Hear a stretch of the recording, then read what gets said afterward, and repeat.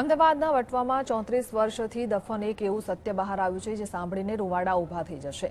એક યુવતી જેના પ્રેમમાં જ તેનું મોત છુપાયેલું હતું, પતિ શમસુદ્દીને પત્ની ફરઝાનાની બેવફાઈનો બદલો લેવા રચ્યું મોતનું એક ચક્રવ્યૂહ, જેમાં ભાઈ અને મિત્રો પણ સામેલ હતા।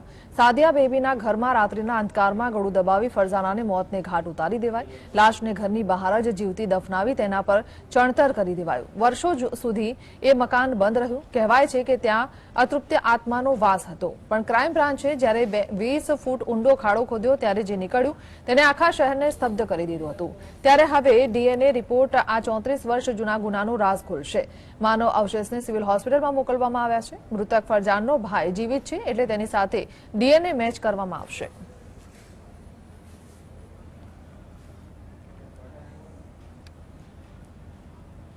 માનવ કંકણો સિવિલ હોસ્પિટલ અમદાવાદ ખાતે મોકલવામાં આવે છે અને ત્યાં મેડિકલ ફોરેન્સિક એક્સપર્ટ્સની હાજરીમાં જ એ માનવ કંકન મહિલાના છે કે પુરુષના એ નક્કી કરવાનું જણાવ્યું છે અને ત્યારબાદ એના ડીએનએ લઈ અને એફએસએલમાં મોકલવામાં આવશે।